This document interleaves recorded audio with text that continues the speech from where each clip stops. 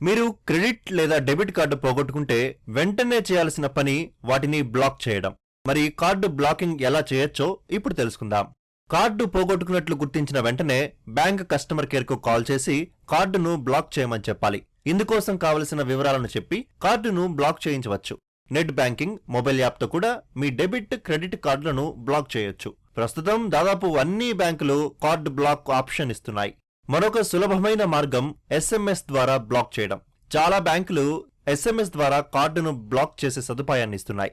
ఈ 3 ఆప్షన్లపై మీకు అవగాహన లేకపోతే మీ బ్యాంక్ బ్రాంచ్ను సంప్రదించి కార్డు బ్లాక్ చేయడానికి సహాయం కోరవచ్చు. బ్యాంకు సిబ్బంది అవసరమైన వివరాలు తీసుకుని మీ కార్డును బ్లాక్ చేస్తారు.